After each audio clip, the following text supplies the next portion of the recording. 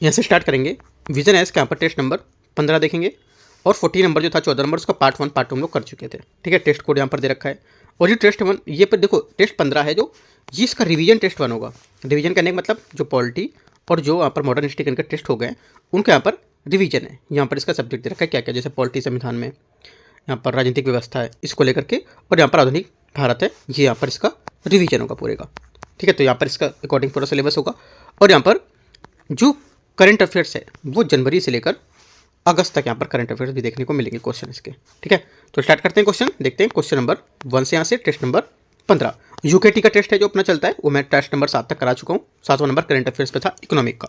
ठीक है, 8वां नंबर आएगा आपका जो कल आने वाला है वो इन्वायरमेंट और इकोलॉजी, पर्यावरण और पारिस्थितिकी, वो भी आप देख सकते हो, काफ़ी इंपॉर्टेंट होगा। स्टार्ट करते हैं क्वेश्चन 1। क्वेश्चन 1 है निम्नलिखित युग्मों पर विचार करना है।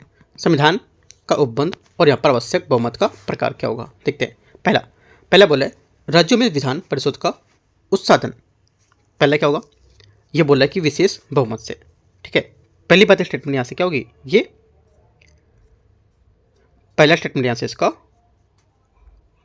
गलत हो जाएगा इसका।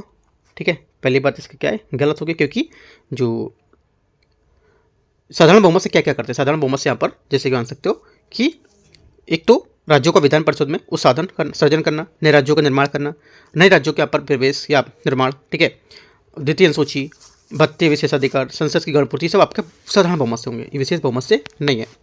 उपराष्ट्रपति की निर्वाचन प्रक्रिया, ठीक है, ये क्या होगा, प्रभावी बहुमत। सेकंड बात क्या होगी, सेकंड बात भी यहाँ से इसकी गलत हो जाएगी, क्योंकि यहाँ पर प्रभावी बहुमत में जो प्रभावी संख्या का बहुमत कुल संख्या में रिक्ति से घटाकर निकाला जाता है और लोकसभा को हटाने जैसी प्रक्रियाओं को प्रासंगिक होना, तो ये बात गलत हो जाएगी। तीसरा, मूल अधिकारों में संशोधन, संसद के विशेष बहुमत से आधे से जो बहुमत से आधे राज्यों का अनुसमर्थन, तीसरी बात भी यहाँ से क्या होगी, गलत है। ठीक है, क्योंकि यहाँ पर विशेष बहुमत जो होता है आर्टिकल 368 में है ना, उसके तहत यहाँ पर ये किया जाएगा, राइट, ना कि यहाँ पर संसद के जो विशेष बहुमत है उसको आधे राज्यों का अनुसमर्थन, तो गलत हो जाएगा। तीनों बातें गलत है, आंसर पहले का क्या होगा, कोई यहाँ पर सही नहीं है। क्वेश्चन 2 है भारत के आधुनिक इतिहास के संबंध में रानी चेन्नम्मा प्रसिद्ध है किसमें। देखो रानी जो चेन्नम्मा है ये प्रसिद्ध है 1824 में अंग्रेजों के विरुद्ध कित्तूर जो विद्रोह था उसका नेतृत्व करने के कारण औपनिवेशिक शासन का विरोध करने वाली सबसे प्रासंगिक महिला शासकों में से होने के लिए प्रसिद्ध थी। ठीक है, सी क्या होगा, दूसरे का से आंसर हो जाएगा, राइट। आगे देखते हैं क्वेश्चन नंबर 3। निम्नलिखित मांगों में से कौन सी प्रारंभिक उदारवादियों द्वारा ब्रिटिश सरकार के समक्ष नहीं रखी गई थी, आंसर हो जाएगा तीसरे का करेक्ट आंसर। एक तो जो नहीं रखी गई थी हो जाएगा भारतीय स्वामित्व वाली फैक्ट्रियों और ब्रिटिश स्वामित्व वाली फैक्ट्रियों को श्रमिक की स्थिति को सुधार करना, ये क्या हो गई यहाँ पे, जो ब्रिटिश सरकार से समक्ष नहीं रखी गई थी। तीसरे वाली बात यहाँ पर जो स्टेटमेंट है तीसरे का डी, ये गलत हो जाएगी। ठीक है, क्वेश्चन नंबर 4 नंबर है भारत में चुप रहने का अधिकार निम्नलिखित में से संवैधानिक उपबंधों में किससे लिया गया है, आंसर हो जाएगा क्वेश्चन नंबर 4 का करेक्ट आंसर अनुच्छेद 20 यहाँ से करेक्ट आंसर होगा। ठीक है, क्योंकि यहाँ पर उच्चतम न्यायालय ने कहा कि सभी अभियुक्तों को चुप रहने का अधिकार है और जांचकर्ता उन्हें बोलने या अपराध स्वीकार करने के बाद नहीं कर सकते हैं। ठीक है, चुप रहने का अधिकार तात्पर्य कि किसी व्यक्ति को अपने विरुद्ध साक्ष्य देने के प्रति बाध्य नहीं किया सकता है तथा जब तक वह मौन रहता है तब तक उसके विरुद्ध कोई भी प्रतिकूल निष्कर्ष नहीं निकाला सकता है, ये बात करेक्ट है। और यहाँ पर आर्टिकल 20(3) में यहाँ पर बताया गया है। ठीक है, क्वेश्चन नंबर 5 निम्नलिखित पर विचार करने चंपकम दोराइजन मामला, गोलकनाथ मामला और मिनर्वा विल्स मामला, इनमें से कितने जो निर्णय कितने मूल अधिकारों के और नीति निर्देशक तत्वों के बीच संघर्ष से संबंधित होंगे, आंसर हो जाएगा 5वें का करेक्ट आंसर, ये सभी तीनों क्या है यहाँ पर, ये जो है मूल अधिकार और नीति निर्देशक तत्वों के बीच संघर्ष से संबंधित होंगे। ठीक है, आंसर 5वें का सभी 3 सी यहाँ से करेक्ट आंसर है। क्वेश्चन नंबर अगला है 6 नंबर, निम्नलिखित युग्मों पर विचार करना है क्रांतिकारी आंदोलन, षड्यंत्र और यहाँ नेता प्रमुख व्यक्ति कौन थे, देखते हैं इसको। 6 को पहला चटगांव शस्त्रागार छापा, पहली बात क्या है यहाँ से गलत होगी क्योंकि चटगांव शस्त्रागार छापा की योजना का निर्माण नेतृत्वकार मास्टर दा सूर सेन चटगांव को उनके युवा क्रांतिकारी समूह नेता ने किया था, तो यहाँ से बात गलत हो जाएगी। गदर आंदोलन जो है ये लाला हरदयाल करेक्ट है। अलीपुर षड्यंत्र मामला अरबिंदो घोष, ये भी बात क्या करेक्ट है। और काकोरी षड्यंत्र केस, ये हिंदुस्तान रिपब्लिक एसोसिएशन के सदस्यों द्वारा की गई थी। इसका नेतृत्व राम प्रसाद बिस्मिल ने किया था। इसके बाद वीडी सावरकर गलत है। ओनली 2 3 मतलब 2 बातें सही है। 6 का आंसर बी। क्वेश्चन नंबर 7 है, 7वां नंबर।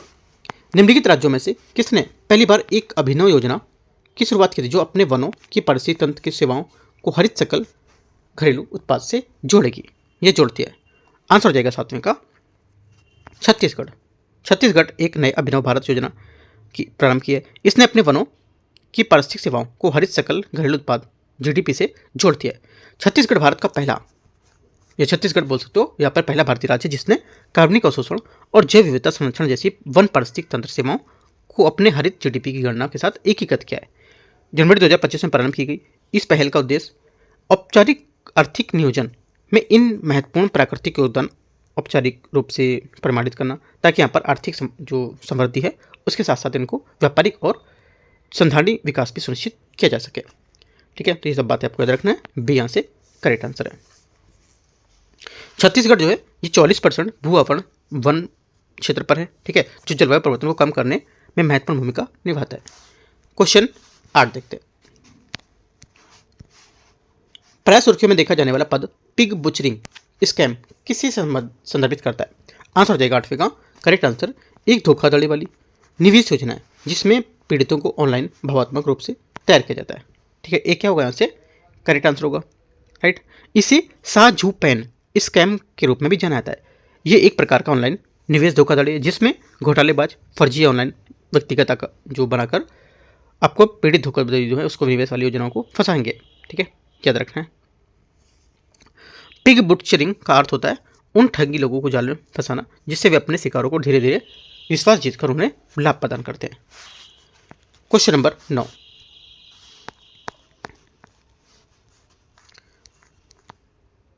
चौहत्तरवें संविधान संशोधन अधिनियम 1992 के तहत नगर पालिकाओं के कार्यकाल के संबंध में विचार करना है। प्रत्येक नगर पालिका का कार्यकाल उसकी पहली बैठक से 5 वर्ष का होता है जब तक कि उसे पहले से भंग न कर दिया जाए। ठीक है, पहली बात स्टेटमेंट यहाँ से इसका करेक्ट है क्योंकि प्रत्येक नगर पालिका का कार्यकाल 5 वर्ष निश्चित होता है जिसकी गणना उसकी पहली बैठक की तिथि से होती है और निर्वाचन की तिथि से नहीं होती है। याद रखना है, बात इंपॉर्टेंट है।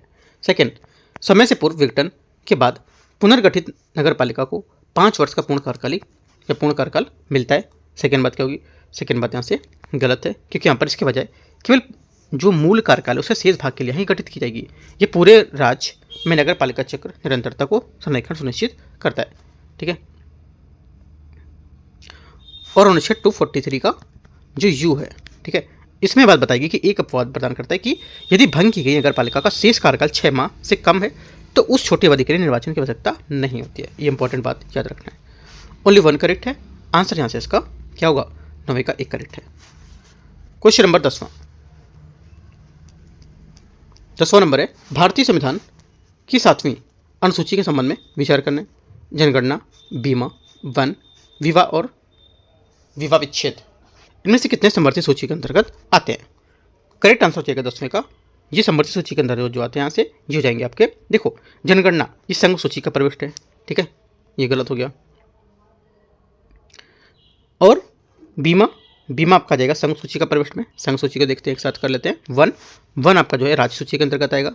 और विवाह, वन विच्छेद, ठीक है, विवाह और विवाह विच्छेद जो आपका समवर्ती सूची के अंतर्गत आएगा। ठीक है, तो यहाँ से जो विवाह है ये उसके आएगा समवर्ती सूची में। ठीक है, तो जो आंसर हो जाएगा इसका करेक्ट आंसर ये हो जाएगा,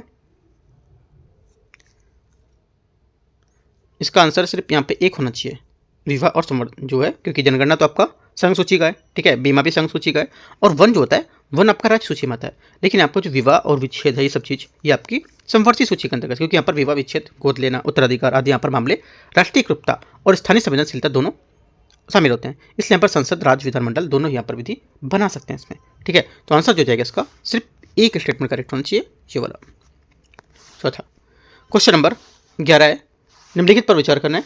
देखते हैं इसको। पहला, सर्वसत्तावाद का तात्पर्य किसी राजा या रानी द्वारा उत्तराधिकार की शक्ति के माध्यम से शासन करने से होगा। पहली बात। 11वें का पहला स्टेटमेंट यहाँ से क्या होगा? ये जो बोल रहा है पहली बात गलत होगी, क्योंकि यहाँ पर सर्वसत्तावाद एक ऐसी सरकार जिसकी विशेषता सार्वजनिक और निजी जीवन के सभी पहलुओं पर केंद्रित और यहाँ पर पूर्ण नियंत्रण होता है। एक सर्वसत्तावाद व्यवस्था में सत्तारूढ़ दल या नेता अप्रतिबंधित सत्ता का प्रयोग करते हैं और राजनीतिक, अर्थव्यवस्था, संस्कृति, शिक्षा और यहाँ तक कि व्यक्तिगत मान्यताओं पर यहाँ पर जो समाज के प्रत्येक पहलू उस पर भी नियंत्रण स्थापित करने का प्रयास करते हैं। पहली बात गलत हो जाएगी। सेकेंड है कुलीन तंत्र शासन व्यवस्था एक प्रणाली है जिसमें सत्ता और अधिकार धनी वर्ग के पास होते हैं। सेकेंड बात गलत है, क्योंकि यहाँ पर कुलीन तंत्र एक ऐसी शासन व्यवस्था है जिसमें सत्ता और अधिकार व्यक्तियों या परिवारों के एक छोटे समूह के पास होते हैं, न कि धनी वर्ग कुलीन के पास। अराजकता से तात्पर्य समाज की ऐसी स्थिति से जहां कोई भी केंद्रीकृत सरकार या प्राधिकार नहीं होता है। ये बात सही है, क्योंकि अराजकता जो होती है ये समाज की उस स्थिति को संदर्भित करती है जहां कोई केंद्रीकृत सरकार या सत्ता नहीं होती है। अराजकता व्यवस्था में जिसका अर्थ है कि जिसका जो अराजकता व्यवस्था में शासकों का पदानुक्रम और संस्थागत सत्ता संरचनाओं का अभाव होता है। और यहाँ पर अराजकता पद ग्रीक शब्द से आया है जिसका अर्थ होता है शासकों के बिना, ओनली वन। मोदी तीसरे वाली बात करेक्ट है, तो एक स्टेटमेंट यहाँ से सिर्फ सही होगा। क्वेश्चन 12 है फजल अली आयोग ने सर्वप्रथम एक भाषा एक सिद्धांत को मान्यता दी थी। पहली बात 12वें का पहला स्टेटमेंट क्या होगा? गलत है, क्योंकि यहाँ पर यहाँ पर देखो, यहाँ पर है जो पहला स्टेटमेंट है फजल अली आयोग ने सर्वप्रथम एक भाषा एक राज्य के सिद्धांत की मान्यता दी, तो यह बात गलत हो जाएगी, क्योंकि यहाँ पर राज्यों के पुनर्गठन के आधार पर भाषा को व्यापक रूप से स्वीकार किया गया था, लेकिन इसे एक भाषा एक राज्य के सिद्धांत को रद्द कर दिया गया था। इसका विचार था कि देश के राजनीतिक इकाई की किसी भी पुनर्निर्धारण में भारत की एकता को प्राथमिक विचार माना जाना चाहिए था। ये बात गलत है। महाराष्ट्र पहला भाषाई राज्य बना था। सेकेंड बात भी गलत है, क्योंकि अक्टूबर 1953 में भारत सरकार को मद्रास राज्य से तेलुगु भाषी क्षेत्र को अलग करके पहला भाषाई राज्य आंध्र प्रदेश बनाने की बात होना पड़ा था, न कि महाराष्ट्र। दोनों बातें गलत है। आंसर क्या होगा? आंसर हो जाएगा इससे कौन सा सही नहीं पूछा है, तो दोनों। 13 नंबर क्वेश्चन है 13 प्राय सुर्खियों में देखा जाने वाला यूरोड्रोन कार्यक्रम संबंधित करता है किससे या किससे संदर्भित है?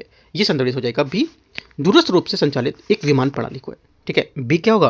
13 का यहाँ से करेक्ट आंसर, क्योंकि यहाँ पर भारत के आधिकारिक तौर पर जो medium altitude long endurance remotely piloted aircraft system है या यूरोड्रोन कार्यक्रम में पर्यवेक्षक के रूप में शामिल किए गए थे। इसे आंसर बी करेक्ट है। भारत के उपराष्ट्रपति के संबंध में विचार करने देखते हैं 14 को। पहला, राज्यसभा के सभापति के रूप में कार्य करते हुए वह सदन के बराबर मत की स्थिति को छोड़कर अन्य स्थिति में मतदान नहीं कर सकता है। पहली बात क्या होगी? 14 का जो पहला स्टेटमेंट है करेक्ट है।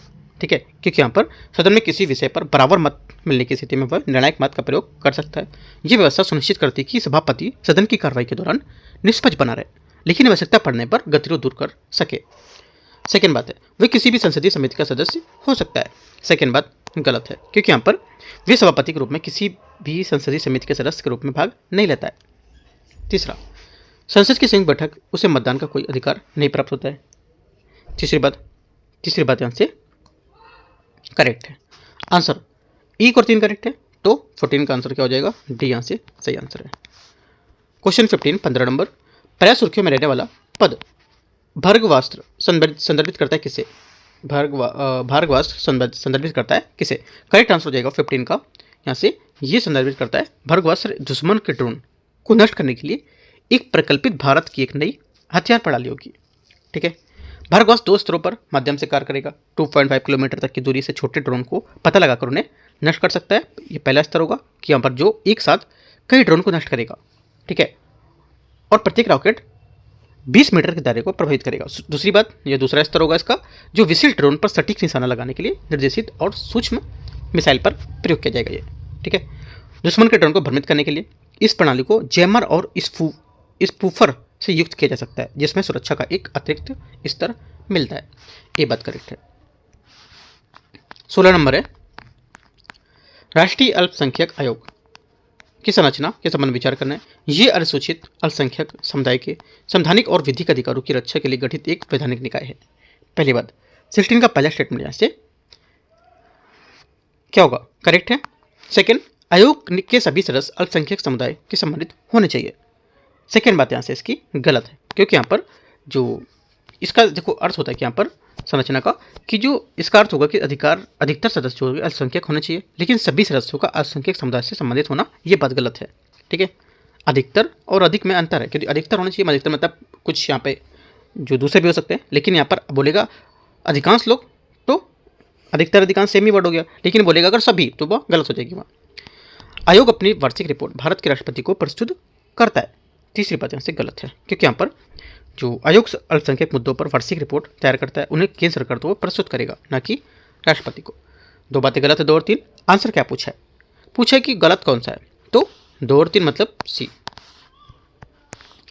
क्वेश्चन 17 भारतीय राष्ट्रीय कांग्रेस के संबंध में विचार करना है। देखते हैं, कांग्रेस ने सामाजिक सुधारों से संबंधित मुद्दों से स्वयं को दूर रखा है। पहली बात, 17 का पहला स्टेटमेंट यहाँ से करेक्ट है। सेकेंड, भारतीय राष्ट्रीय कांग्रेस की ब्रिटिश समिति की घोषणा 1866 में कलकत्ता अधिवेशन में की गई थी। सेकेंड बात क्या होगी? सेकेंड बात यहाँ से गलत है। ठीक है, क्योंकि यहाँ पर भारतीय राष्ट्रीय कांग्रेस की ब्रिटिश समिति की स्थापना 1889 में ब्रिटेन में की गई थी, ये बात गलत हो जाएगी। अल्फ्रेड वेब भारतीय राष्ट्रीय कांग्रेस के पहले गैर भारतीय अध्यक्ष थे। तीसरी बात यहाँ से क्या होगी? ये भी गलत होनी चाहिए। हाँ, ये भी गलत है, क्योंकि यहाँ पर देखो जॉर्ज जूल कांग्रेस के पहले भारतीय अध्यक्ष थे, याद होगा आपको। ठीक है, तो उन्होंने 1888 में इलाहाबाद के अधिवेशन में अध्यक्षता की थी और अल्फ्रेड वेब ने 1894 में मद्रास अधिवेशन की अध्यक्षता की थी। ओनली 1 करेक्ट है। 17 का आंसर सही पूछा है तो भी। 18 नंबर क्वेश्चन है, मंत्रालय विभाग के संबंध में विचार करना है। विभाग और यहाँ पर मंत्रालय। सीमा प्रबंधन विभाग। पहली बात, सीमा प्रबंधन जो विभाग है ये आंतरिक सुरक्षा विभाग जो होगा, जम्मू और कश्मीर लद्दाख कार्य विभाग और गृह विभाग, राज्य व्यवसाय विभाग, ये सब इसमें शामिल होगा, ना कि रक्षा मंत्रालय। विधायी विभाग क्या होगा? विधायी विभाग जो होगा ये सेकेंड बात, ये भी गलत है, क्योंकि यहाँ पर ये भारत की विधि और न्याय मंत्रालय उसके 3 विभागों में से एक है, उसके मुख्य रूप में यहाँ पर काम करेगा, ये बात गलत हो जाएगी। भूमि संसाधन विभाग, पंचायती राज मंत्रालय नहीं होगा, इसमें क्या होगा? इसमें आएगा ग्रामीण विकास मंत्रालय। यह भूमि प्रबंधन और विभिन्न पहलुओं जैसे भूमि विलेख, आधुनिकीकरण, भूमि अधिग्रहण, जल ग्रहण क्षेत्र विकास के लिए उत्तरदायी होगा। ये तीनों बातें गलत है। आंसर सही पूछा तो डी, कोई सही नहीं है।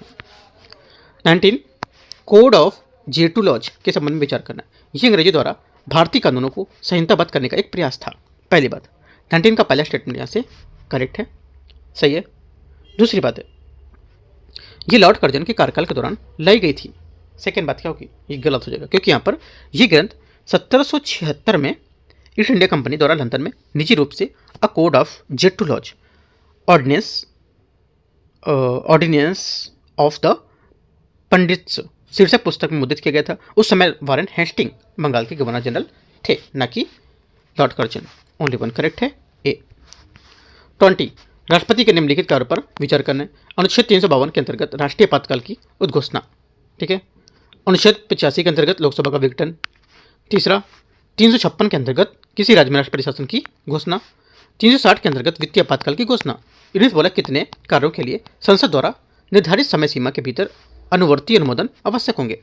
आंसर हो जाएगा 20 का करेक्ट आंसर। यहाँ से देखो, एक तो यहाँ हो जाएगा, यहाँ से पहला स्टेटमेंट है, ये यहाँ से क्या होगा?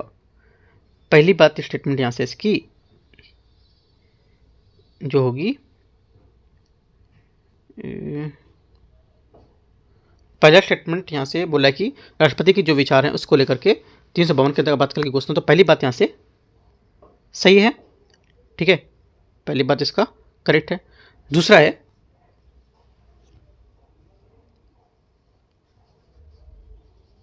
दूसरा स्टेटमेंट यहाँ से हो जाएगा आपका अनुच्छेद 85 के अंदर लोकसभा का विघटन। सेकेंड बात क्या होगी? सेकेंड बात यहाँ से जो रहेगा ये भी क्या हो जाएगा 20 का, ये भी करेक्ट है। तीसरा, अनुच्छेद 356 के अंदर किसी राज्य के राष्ट्रपति शासन की घोषणा, ये भी क्या होगा? ये भी यहाँ पर करेक्ट हो जाएगा। और यहाँ पर चौथी बात है, ये पर बात यहाँ से गलत होगी। तो 1 2 3 तीन बातें यहाँ से क्या है 20 की करेक्ट होगी। ठीक है, आपातकाल वाली बात यहाँ से गलत है, तो आंसर क्या होगा 1 2 3 तीन बातें यहाँ से करेक्ट है, सी। क्वेश्चन नंबर 21 है, भारतीय प्राणी सर्वेक्षण ZSI zoological survey of India जो है उसके बारे में देखते हैं। वैज्ञानिकों ने क्लिनिडियम ललिते नामक एक नई प्रजाति की पहचान की है। ये क्या है, किसकी प्रजाति थी? ये न्यूज़ में थी काफ़ी ज़्यादा। ठीक है, इंडियन एक्सप्रेस में न्यूज़ में देखी गई थी। तो आंसर जो जाएगा 21 का बी स्टेटमेंट भरंग बीटल की प्रजाति एक होगी है। ठीक है, जो यहाँ पर ये जेडासाई जो थे वैज्ञानिक, उनके रिसोडेनी सब फैमिली से संबंधित एक भरंग बीटल की एक नई प्रजाति की खोज की है। ठीक है, याद रखना है, बी यहाँ से करेक्ट आंसर है। और ये अरुणाचल प्रदेश की टेली वैली वन्य अभ्यारण्य है, उसमें खोजी गई एक नई प्रजाति होगी। क्वेश्चन 22, भारत में सचिव secretary of states of India, ठीक है, किस संबंध में विचार करना है। प्रथम भारत सचिव लॉर्ड एडवर्ड स्टेनली थे, पहली बात। 21 का स्टेटमेंट करेक्ट है। सेकेंड, भारत सचिव का वेतन होम चार्जेस का हिस्सा होता है, सेकेंड बात भी यहाँ से सही है। लंदन स्थित इंडिया ऑफिस के कर्मचारी के सचिव के वेतन यहाँ पर होंगे जो यहाँ पर होम चार्जेस का हिस्सा थे। ठीक है, ये बात करेक्ट है, क्योंकि यहाँ पर होम चार्जेस से तात्पर्य भारत सचिव द्वारा इंग्लैंड में भारत की ओर से किए गए व्यय उससे था। ठीक है, तो याद रखना, इसमें कुछ कुछ व्यय मदें भी शामिल थी, जैसे कि यहाँ पर यूरोपीय अधिकारियों के व्यापारियों का प्लांट्स वेतन और बचत को लेकर के इन्हें प्रेषित किया जाता था। नागरिकों और सैन्य सेवाओं को लेकर के सेवानिवृत्त जो न्यायाधीश थे और व्यक्ति थे उनको दी जाने वाली पेंशन। ठीक है, तो ये सब पॉइंट आप याद कर सकते हो। 22 का आंसर जो पूछा है उसके हिसाब से सी करेक्ट है। 23 है, निम्नलिखित पर विचार करना है। कथन 1, कथन 2, अनुमोदन मतदान प्रणाली अप्रूवल वोटिंग दलों के बीच चुनाव पूर्व गठबंधन और सीट बंटवारे की व्यवस्था आवश्यकता को कम करती है। पहली बात, 23 का पहला स्टेटमेंट यहाँ से क्या होगा, करेक्ट है, सही है। दूसरा, अनुमोदन मतदान प्रणाली जो है ये लाभकारी है, क्योंकि यहाँ पर ये रैंक आधारित मतदान आधारित होगा। ठीक है, मतदान जो हमारी प्रणाली होगी लाभकारी है, क्योंकि यहाँ पर ये रैंक आधारित मतदान पर आधारित होती है। ये बात इसकी गलत हो जाएगी, क्योंकि यहाँ पर रैंक आधारित नहीं है, बात गलत है। ओनली 1 करेक्ट है। आंसर 23 का जो हो जाएगा यहाँ से ये सी स्टेटमेंट, इसका करेक्ट आंसर 29 का हो जाएगा। सी स्टेटमेंट 23 का है, 29 बोला मैंने, 23 को। 24 नंबर देखते हैं। राष्ट्रीय नागरिक रजिस्टर जो एनआरसी जिसको बोलते हैं, उसके बारे में कौन सा गलत है। पहला राष्ट्रीय नागरिक रजिस्टर 1951 में उस वर्ष की जनगणना के पूरी होने के बाद संकलित किया गया था, पहली बात। 24 का पहला स्टेटमेंट यहाँ से क्या होगा, ये करेक्ट है। सेकेंड, जो कोई भी ये बात साबित नहीं कर सकता था कि वह उसके पूर्वज 24 मार्च 1971 की मध्यरात्रि से भारत में प्रवेश कर चुके थे, उसे विदेशी घोषित कर दिया जाएगा। सेकेंड बात क्या होगी, सेकेंड बात भी यहाँ से सही होगी। तीसरा, ये एक अनूठी प्रक्रिया, इसमें नागरिकता साबित करना दायित्व नागरिकों पर होगा, ये भी बात यहाँ से करेक्ट है। चौथी बात, जिन लोगों को विदेशी घोषित किया जाएगा उन्हें प्रत्यावर्तन रिपिट्रेशन संधि और असम समझौते के तहत बांग्लादेश भेज दिया जाएगा, ये बात गलत है, क्योंकि यहाँ पर वर्तमान नागरिक रजिस्टर में जो अवैध प्रवासी थे उनकी परिभाषा असम समझौते से ली गई। इसके मुताबिक जो भी व्यक्ति उसके पूर्वज या प्रमाणित नहीं कर सकते उन्हें 24 मार्च 1971 की मध्यावधि से पहले भारत में प्रवेश किया था, वो विदेशी घोषित किए जाएंगे और निर्वासन का सामना उन्हें करना पड़ेगा। ठीक है, और जिन लोगों की सूची नाम जो अंतिम सूची में शामिल नहीं है उन्हें असम के जो विदेशी अधिकरण के समक्ष उपस्थित होना पड़ेगा। ठीक है, याद रखना है, भारत और बांग्लादेश को लेकर कोई ऐसा समझौता नहीं बताया गया था। ठीक है, तो 1 2 3 करेक्ट है, गलत पूछा था तो डी यहाँ से गलत हो जाएगा। 25 है, निम्नलिखित स्वतंत्रता सेनानियों पर विचार करना है। लाला हरदयाल, सतीश चंद्र बोस, प्रमथनाथ मित्र, वरिंद्र कुमार घोष, उल्लासकर दत्ता, इनमें से कितने अनुशीलन समिति के सक्रिय रूप से जुड़े थे। आंसर हो जाएगा 25 का करेक्ट आंसर। ये एक तो लाला हरदयाल थे, ये यहाँ पर नहीं जुड़े थे, बाकी यहाँ पर सभी इसके करेक्ट आंसर हो जाएंगे। ठीक है, क्योंकि यहाँ पर लाला हरदयाल वह मुख्य रूप से अनुशीलन समिति से संबंध नहीं था और वे गदर पार्टी के संस्थापक और नेता थे। बाकी 2 3 4 5 इसके करेक्ट आंसर है डी। क्वेश्चन नंबर 26 है, 18वीं शताब्दी के दौरान भारतीय कृषि निम्नलिखित में से किस कारण से स्थिर रही थी। आंसर हो जाएगा 26 का, ये स्थिर रही थी तकनीकी पिछड़ापन और उत्पादन स्थिर की तकनीकी को लेकर। ठीक है, और कराधान अत्यधिक बोझ को लेकर, भू राजस्व इसका। ठीक है, और निरंतर युद्ध और कानून व्यवस्था को व्यवधान करने को लेकर। तीनों बातें यहाँ से क्या है, 18वीं शताब्दी के दौरान भारतीय कृषि इन पर स्थिर रही थी। 26 का आंसर डी। 27 है, कभी कभी सुर्खियों में रहने वाला पद अपलिंक इनिशिएटिव किससे संबंधित होगा।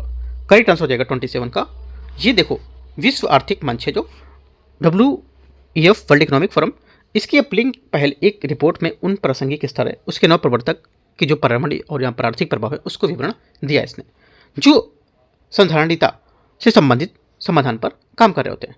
ठीक है, तो आंसर क्या हो जाएगा? आंसर हो जाएगा 27 का ए स्टेटमेंट करेक्ट है। 28 नंबर है, भारत की नागरिकता के संबंध में निम्नलिखित कथन पर विचार करना है। किसी व्यक्ति के जन्म से भारत का नागरिक बनने के लिए यह पर्याप्त है कि उसका जन्म भारत में हुआ हो और उसके माता पिता में से एक भारत का नागरिक हो, भले ही दूसरे की स्थिति कुछ भी हो। पहला क्या होगा? 28 का जो पहला स्टेटमेंट हो जाएगा यहाँ से, ये गलत है। पहला क्या है? गलत है, क्योंकि यहाँ पर जो व्यक्ति 3 दिसंबर 2004 या उसके बाद भारत में जन्मे तो उनको लेकर के यहाँ पर बताया जाएगा। ठीक है। सेकेंड बात है, किसी व्यक्ति ने मानव की प्रगति के लिए विशिष्ट सेवाएं प्रदान की हैं तो उन्हें प्रकटीकरण द्वारा नागरिकता की सभी ये किसी अन्य शर्तों को पूरा करने की आवश्यकता नहीं हो सकती है। सेकेंड बात क्या होगी? सेकेंड बात यहाँ से इसकी क्या होगी? सेकेंड बात करेक्ट है। तीसरा है, यदि कोई विदेशी क्षेत्र भारत का हिस्सा बन जाता है तो वहाँ व्यक्ति वो स्वतः ही भारत का नागरिक बन जाता है। तीसरी बात गलत है, क्योंकि यहाँ पर किसी विदेश क्षेत्र में भारत का हिस्सा बनाए जाने का जो भारत सरकार का उस क्षेत्र के संबंधित विशेष व्यक्तियों को भारत का नागरिक घोषित करती है। ऐसे व्यक्ति उल्लिखित तारीख से भारत के नागरिक होते हैं। उदाहरण के लिए, जब पांडिचेरी भारत का जो हिस्सा बना था तो भारत सरकार के नागरिकता जो पांडिचेरी आदेश था 1962 वो जारी किया था। यह आदेश नागरिकता अधिनियम 1955 के तहत जारी किया गया था। तो ये बात गलत हो जाएगी। पहली बात गलत थी, सिर्फ दूसरी बात यहाँ से करेक्ट है। आंसर 28 का बी। 29 निम्नलिखित पर विचार करना है। कथन 1, कथन 2। भारत सरकार अधिनियम 1935 के तहत प्रांतीय सरकारों को ब्रिटिश क्राउन से अपना अधिकार प्राप्त हुआ था। पहली बात 29 का पहला स्टेटमेंट यहाँ से क्या होगा? ये जो पहली बात है 29 की यहाँ से ये करेक्ट है। ठीक है, बात सही है। सेकेंड बात है, इसका उद्देश्य निर्वाचित प्रांतीय विधायिकाओं की सभी शक्तियाँ हस्तांतरित करके प्रांतीय स्वायत्तता लागू करना था। सेकेंड बात गलत होगी। ओनली 1 करेक्ट है। आंसर क्या होगा? सी यहाँ से सही आंसर हो जाएगा 29 का। क्वेश्चन 30 है, निम्नलिखित कथनों पर विचार करना है। कथन 1, कथन 2। रॉयलेट एक्ट 1919 का विरोध गांधी जी ने राष्ट्रव्यापी सत्याग्रह के माध्यम से किया था। पहली बात 30 का जो पहला स्टेटमेंट होगा ये करेक्ट है, बात सही है। दूसरा, इस अधिनियम के तहत, किस अधिनियम? इस अधिनियम मतलब रॉयलेट एक्ट के तहत राजनीतिक कार्यकर्ताओं के बिना चोरी के मुकदमा चलाया जा सकता था और बिना सुनवाई के जेलों में डाला जा सकता था। ये भी बात सही है। दोनों बातें सही हैं और इसकी व्याख्या भी कर रहे हैं। आंसर क्या होगा? 30 का जो आंसर हो जाएगा यहाँ से, ये दोनों बात सही है। ए यहाँ से करेक्ट आंसर है। आगे देखते हैं क्वेश्चन 31 नंबर को। 31 यहाँ से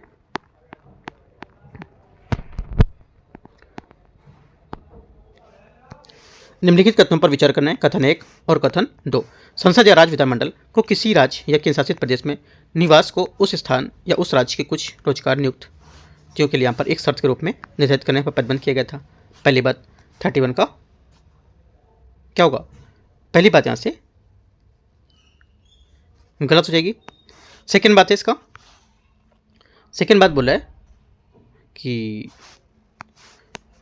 भारत में सभी नागरिक चाहे वे जिस भी राज्य में पैदा हुए हों या रहते हों, उन्हें पूरे देश में नागरिकता समान राजनीतिक और राजनीतिक अधिकार को लेकर अनुभव करते हों, उनके बीच कोई भेदभाव नहीं किया जाएगा।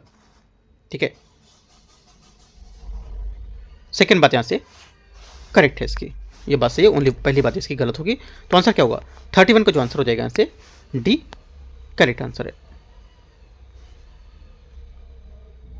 ठीक है, आगे देखते हैं क्वेश्चन नंबर 32। गांधी जी के यहाँ पर 11 मांगों के संबंध में विचार करना है।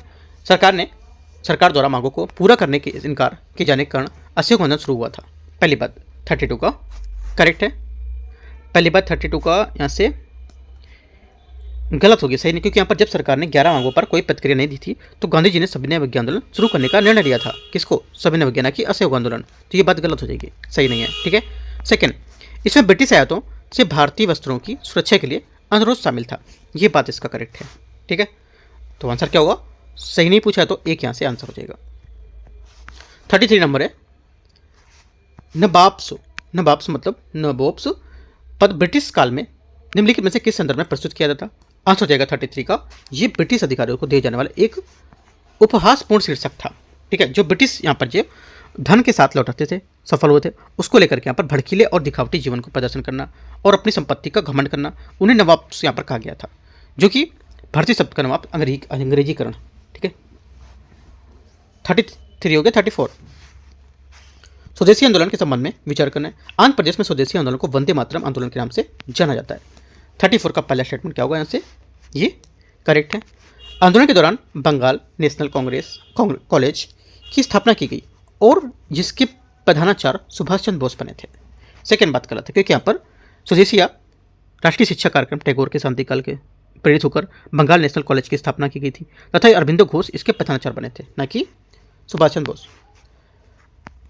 भारतीयों द्वारा अपनी उपाधियों और मानद पदों को त्याग स्वदेशी आंदोलन का हिस्सा था।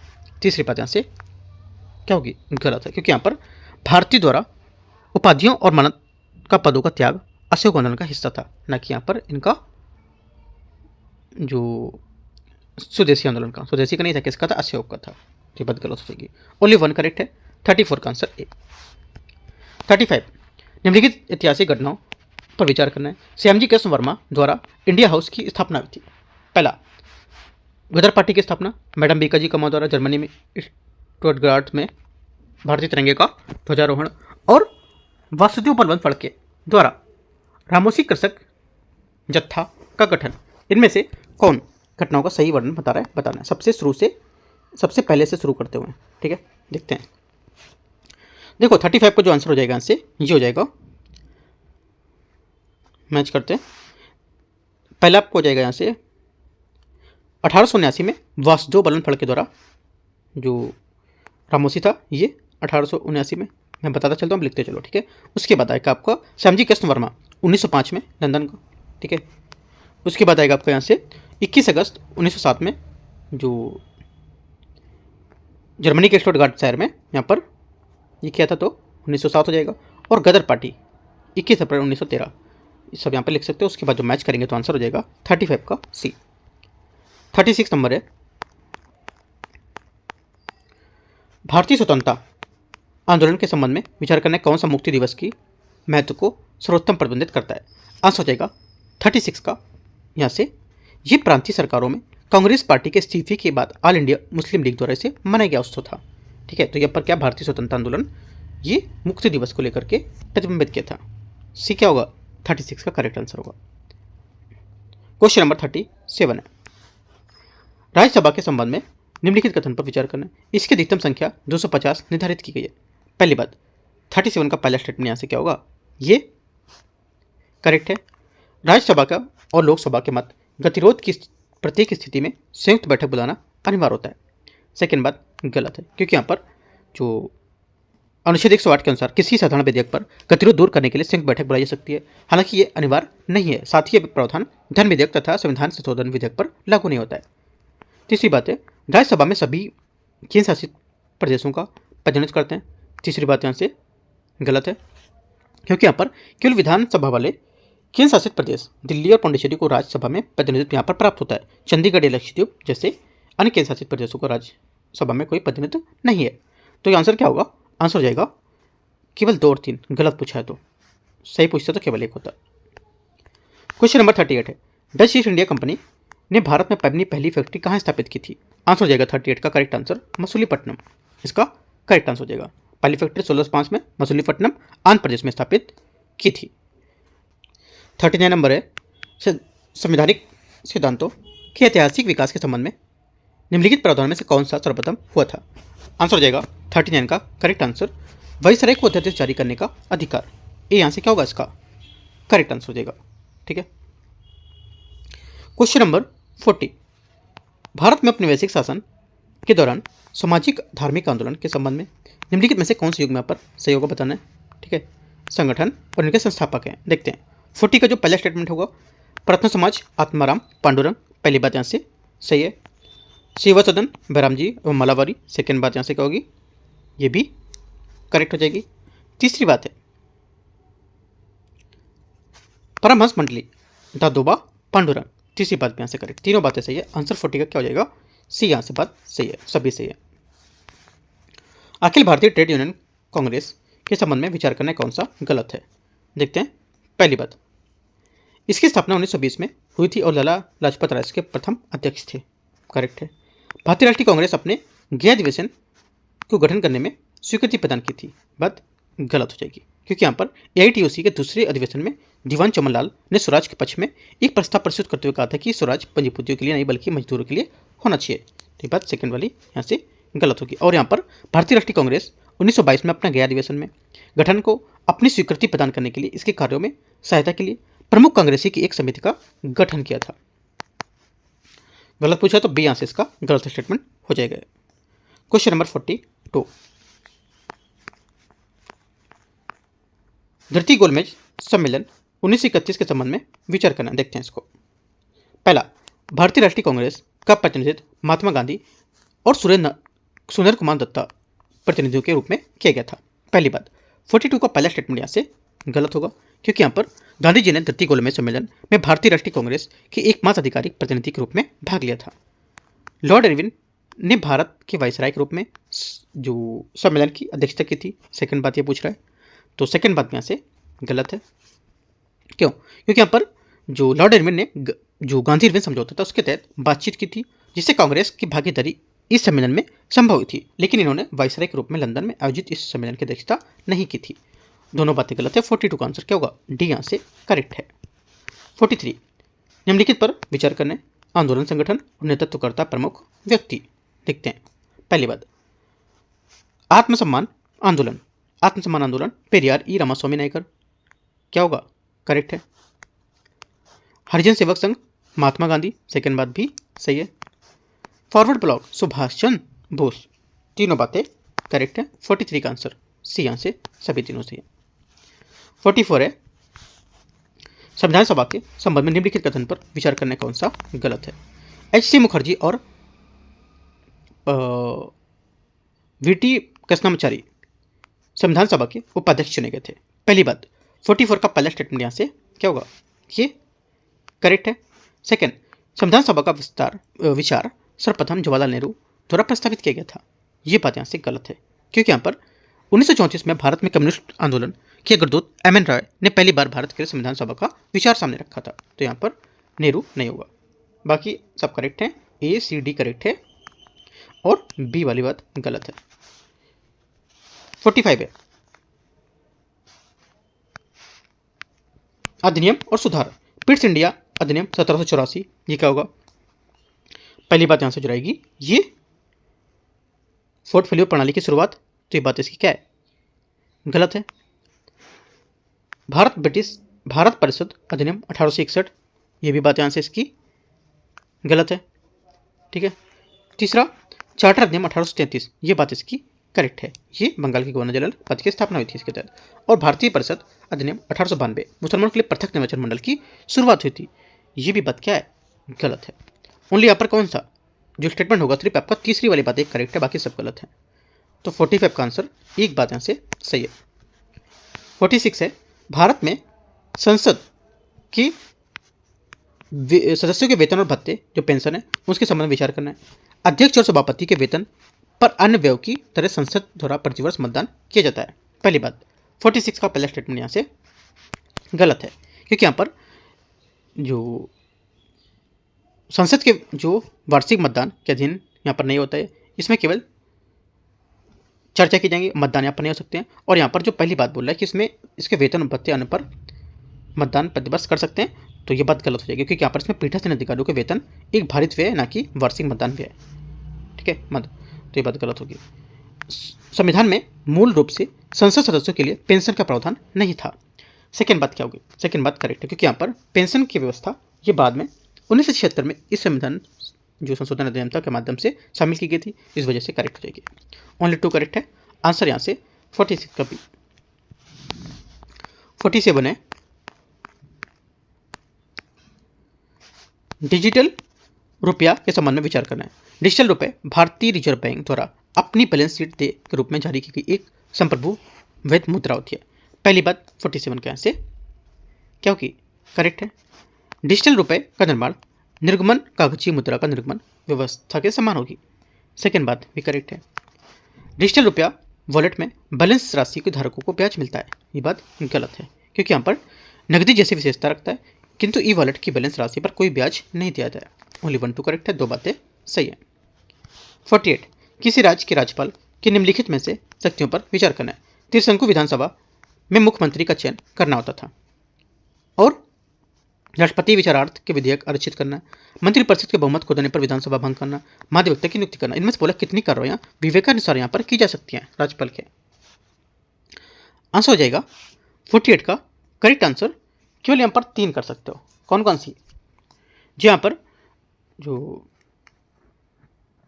क्या बोलते हैं कि प्रत्येक राज्य के जो राज्यपाल है उसके द्वारा नियुक्त एक महाधिवक्ता का प्रावधान करना। ठीक है, ये जो होगा ये हालांकि ये नियुक्ति विवेकाधीन नहीं है, ये मंत्रिपरिषद की सलाह के अनुसार यहाँ पर की जाएगी। बाकी तीनों ऐसे करेक्ट हैं, चौथी बात गलत है इसकी। सी यहाँ से आंसर है। 49 श्वेत हाइड्रोजन का शब्द का प्रयोग प्राय सुर्खियों में देखा था, न्यूज़ में था, इसी संदर्भ में किया था। क्यों? इसका जो किया था प्रयोग क्योंकि यहाँ पर पृथ्वी की परपट्टी में प्राकृतिक रूप से पाई जाने वाली एक भूगर्भीय हाइड्रोजन है। बी यहाँ से क्या होगा? करेक्ट आंसर होगा। श्वेत हाइड्रोजन के कुछ लाभ भी होते हैं। क्या क्या लाभ होते हैं? 1 2 बातें जान लो, जैसे कि प्राकृतिक रूप से उपलब्ध होते हैं, है ना, इसमें, और पर्यावरण के अनुकूल होते हैं, ये कार्बन उत्सर्जक नहीं करते हैं, और लागत प्रभावी होते हैं ये। ठीक है, तो 3 बातें आप याद कर सकते हो उनकी। 50 नंबर क्वेश्चन है,